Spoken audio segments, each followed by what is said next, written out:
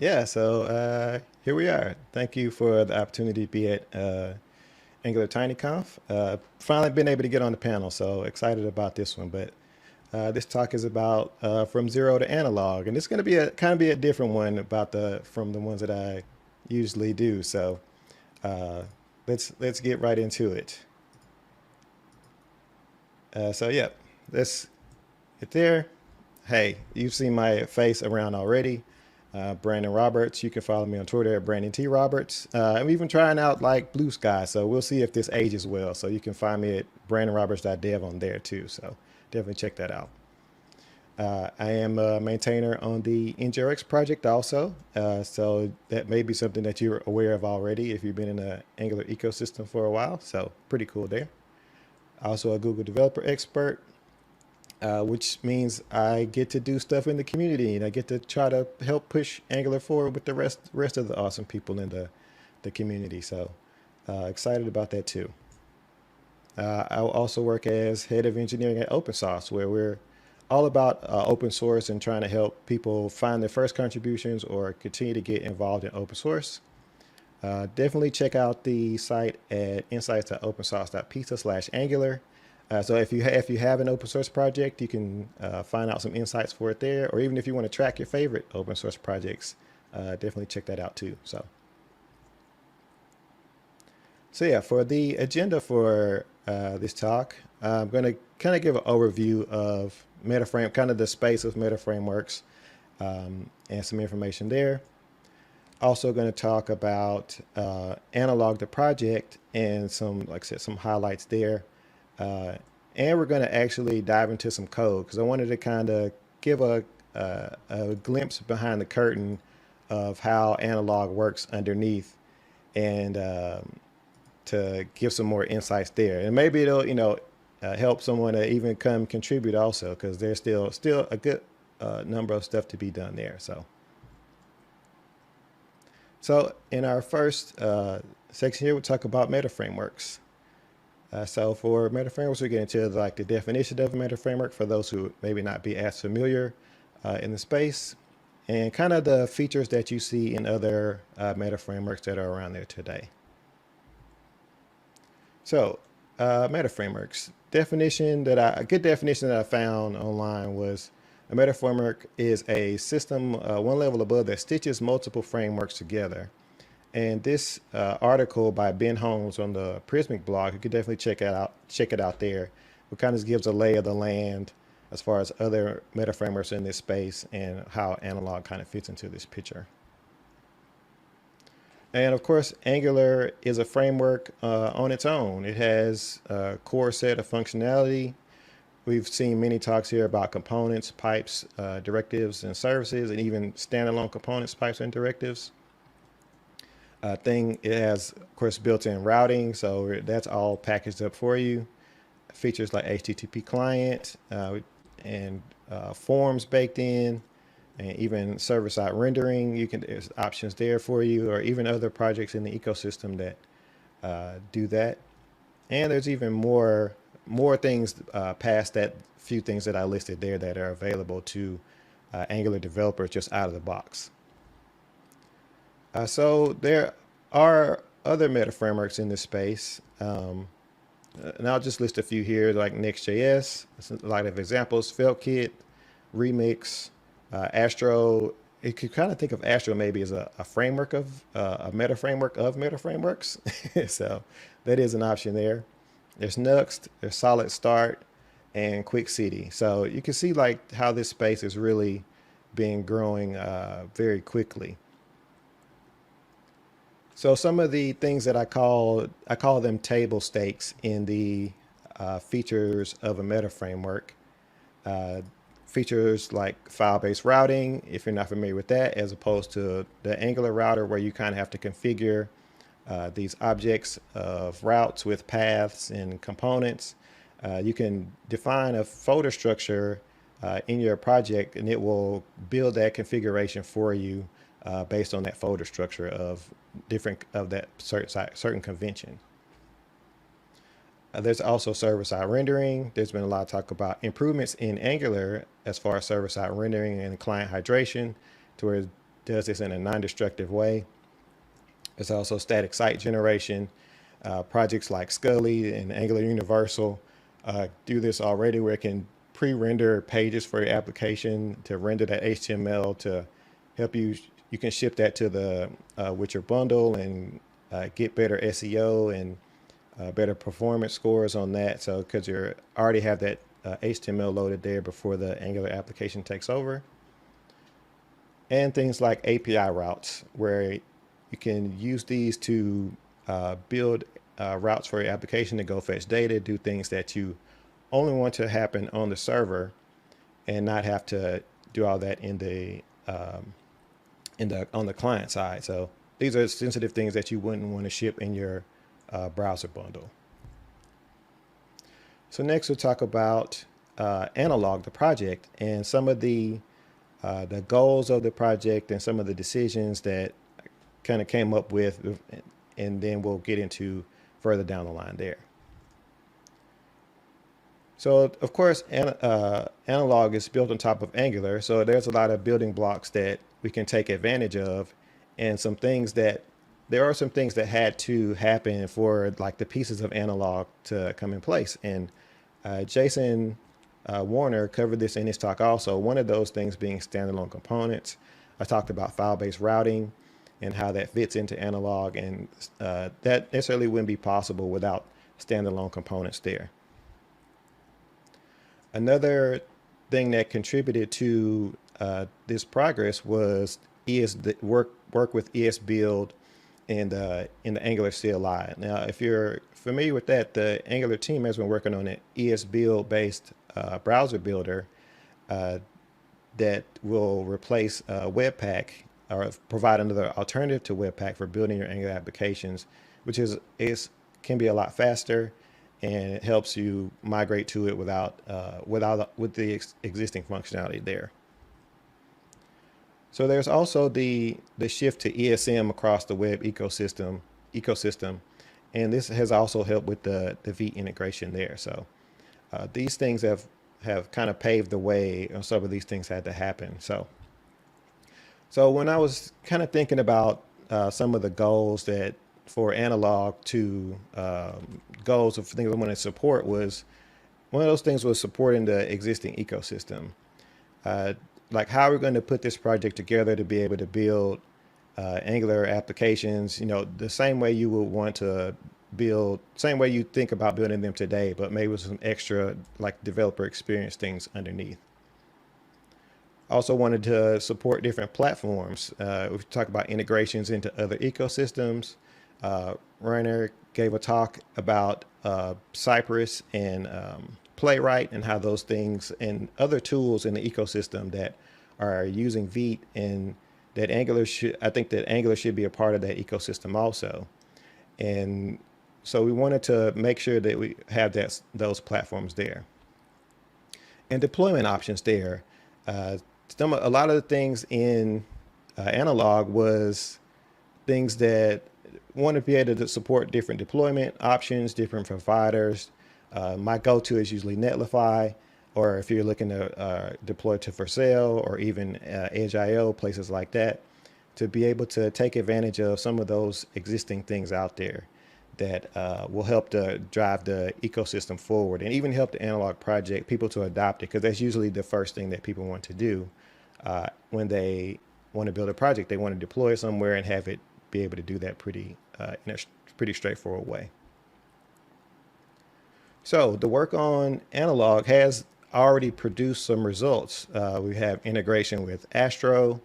We look at integration with Quick has provided, where you can use Angular components inside of a Quick project. We talked about Vitest, Vitest is like a project for testing where you can use Vite. It's like Jest compatible. And there's also Playwright that has been mentioned during the conference also, that offers component testing that you can use.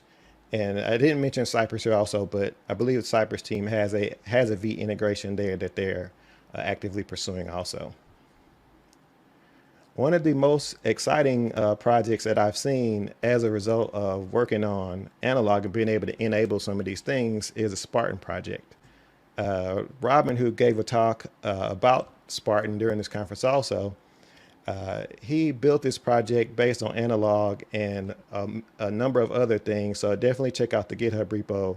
You can check out this fire logo that he put together also. So I had definitely had to show Robin Saleh, who is a contributor on the analog project also.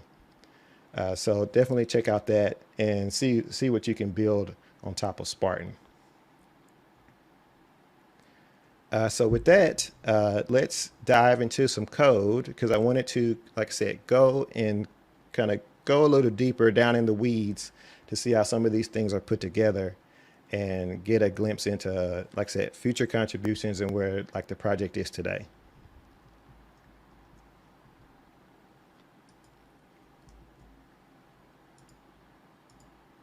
Okay, so we're diving right into it. So if we look at the everything kind of starts here with Vite plugins. In order for Angular to support Vite, we need to have a plugin, and the building blocks of a plugin are pretty straightforward. You can create a plugin just by giving it a name, and we'll bump this up a little. So you can give a project a name like my Vite plugin, and Vite supports single file compilation. So files can be passed through during the Vite compilation process, and you can transform those files. You can do different things to them and perform like operations on these files. And this is where kind of the linchpin of the Vite plugin for Angular that Analog has, and even the plugin for Analog itself that kind of holds these things together. So, but if you look at kind of zoom out and look at like the baseline of what you need to build a plugin, you can find some examples that will at a minimum will have a name and a transform function there. But there's many other hooks that you can use to build these plugins, but that's the starting point. So if we look into if we go into the Vite plugin Angular file here, like I said, we start with a name for the plugin. So if we're like going deep into the code, I have a name here. You can configure, there's a hook where you can configure a plugin. But some of these things are familiar. If you look in the Angular CLI source code, you will see places where they're referencing the Angular compiler CLI. So this is where we would load in, we need the Angular CLI to perform compilation on the particular files. So we load in the compiler CLI file because we still want to transform Angular files, components, pipes, directives, and the rest of it with the process that we use in, like if you're using the Angular CLI or still inside using the Angular builders or that same process. So it kind of starts here. We have to load in the compiler, and part of this, like I said, the effort from the Angular team to get ESBuild working also helps some of this get working in Analog. So this create compiler plugin here takes your tsconfig, so your tsconfig.app.json. You would use that in the application here, or use this in the plugin. And what this does is transforms things like your dependencies and node modules. So all your Angular things that have been compiled already, so that you can shift into NPM, and the compiler plugin kind of takes up that last mile and compiles them into code that your application can use. And it also optimizes these dependencies. So it only has to do this up front. So it loads the rest of everything else is kind of loaded on demand, which kind of can provide some speed improvements there. So at a high level, the Angular compiler does use like global compilation. So there is some like a bridge between that, how the Angular compilation works and how Vite works. But the team has at least said that they will look at doing something in the form of single file compilation. So we take these files and we transform these files into, like I said, what you ship to the browser. And this allows us to use the same AOT transformations that you use today. So usually if you wanted to load Angular in environments that it's unaware of, you would have to do that in JIT mode. But this allows us to build apps that you would use in Angular and AOT compile them the same way. So we can look at a way to support JIT mode, but AOT is the way that most people are familiar with, so that the plugin supports that. And so that's the kind of the crux of the Vite plugin itself. So it enables Angular to be compiled into in a Vite based application. So you can build lots of things on top of that. So if we look next in the router file here, and this is where the file-based routing comes in. So what we do is you define a set of routes and a set of pages. So if we look in the app routes one here, I'm going to go down here to blog and go to app and pages. We can see we have page files here and folders that reference those. So we turn those into a route config, and this still uses the Angular router underneath. So how that happens is, this is another feature of Vite that we can take advantage of in the routes file here. And this is this import metaglob here. So we're saying comb these files, look at these files, grab their contents and turn them into dynamic imports. And we also can do this for markdown files that we define in specific places. So we're looking at this code, or we're looking at these files, these dynamic imports, and we go through each one of the routes and we break them down into segments, and we turn it into a route. So each route, of course, has a path and a component that gets loaded. So we lazy load each component, and then if that component itself has routes further down the line, then we lazy load those using load children. So it's still using Angular syntax underneath, but we're generating that config for you with the router. So that way you can still use the file-based routing and still use the parts of the navigation there that you're familiar with in Angular with the router itself. So the next package I'll talk about is the content package, Angular Analog.js content packages. And this is where we enable rendering with markdown files. So and one thing I'll mention here is the provide file router. And one big thing that I wanted to support is to be able to use the Angular router features without any like extra hoops. So if we're talking about like providing component routes inputs, component or router input, router as component inputs, router bindings as component inputs, you can use that with provide file router, and it will pass that feature along to the router itself. But the content, this is where you can define a content folder in your application, where if you're building a blog of markdown files, we're saying look at this source folder again with the glob property, and we're getting a list of those files. So this is kind of what's happening underneath, where we're reading these files and giving you a list of those files back, and also giving you dynamic imports, so those files will be lazy loaded, so you get some good performance there.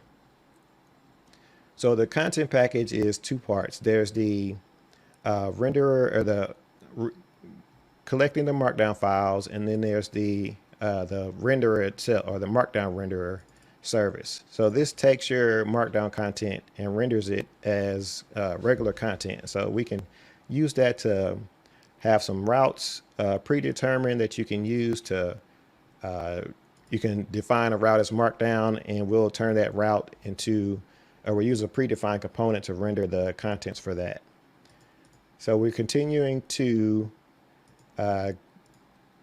you can continue, like I said, create these content pages inside of your application and just kind of continue with your workflow. So the other, like I said, one of the other integrations that I talked about was integration with Astro. And this allows you to use your Angular components inside of Astro projects. And this is kind of a two-step process. There's a server-side setup to where we server render your component So this is using the latest version of Angular v16 that's coming up.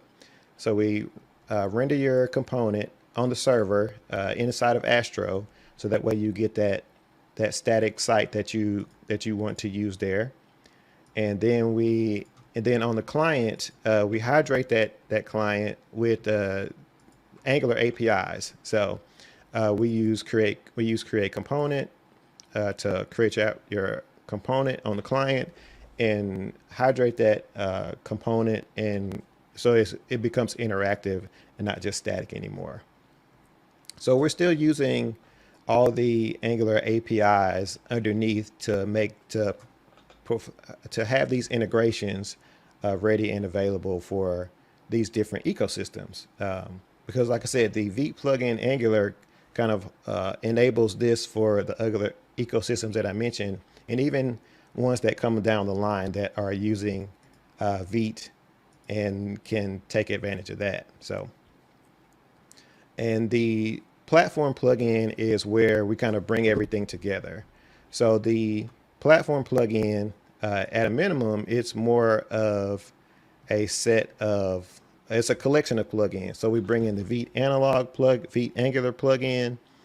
We bring in the plugin for integrating with the router, and the server-side rendering. That part is part of the plugin also. So we kind of combine those together so that you only have to provide the analog plugin, and we kind of handle the rest for you. Now, one of the projects underneath that enables the server-side rendering and the API routes in analog is a project called Nitro. And that project itself has a JavaScript API. So we do a couple of things here. We hook into the JavaScript API for Nitro to handle serving API routes. So there's a we've moved this into its own plugin. But what we're doing here is Vite allows you to hook in middleware. So you can say the Vite middleware, I say for this /API, I want it to forward those requests to the Nitro server, so that we can still have the API routes together in a nice package, and still have that going there. So Nitro handles the API routes, and then we're also using Nitro to serve up the server-side rendering. So we're using Angular APIs in our application itself. So if we look in the main server here, this is all Angular APIs. And then we have a render function here, and that render function gets passed to the Nitro server, and it gets the rendered HTML from there when we're using this in server-side rendering. So these are just some of the, like I said, wanted to kind of dive into, kind of get a picture of how these different pieces play together to support what analog does and how it builds these things together. There's also an NX plugin here. This is pretty standard, a pretty standard setup here. Robin from on the team helped put this plugin together, and this is just so we can support generating an analog application inside of an NX workspace. Because like I said, the goal is for you to be able to generate an Angular application and continue your workflow like you would normally. The last thing I'll show here is the SSR. So like I said, we do SSR, and this allows you to do SSR in development in your analog application, where you can use Vite server, and it allows you to load in files using their SSR loading process. And so we're loading in that same main.server file here to do rendering, server-side rendering in development. That way you can have that workflow of testing to see how your application performs if it's server-side rendered, just as part of your like normal workflow and building the application there. So Vite as the foundation enables a lot of these things to come together in what analog does, and enables us to, like I said, continue to bridge out to these other ecosystems. So wanted to, like I said, dive into some of the code there and provide some, like I said, some maybe some inspiration, some contributions on how those things work together. Cool, man. I think that's the most in depth that I've seen you go on this, man. Yeah. So yeah, I'll do my recap here real quick. We talked about Mhm. meta frameworks. We dug into how analog came together, and like I said, I did a little different, something different here. This wasn't necessarily live coding, but we kind of dug into some code to show how the things are how fit together. Uh, and yeah, that's my talk, and appreciate it.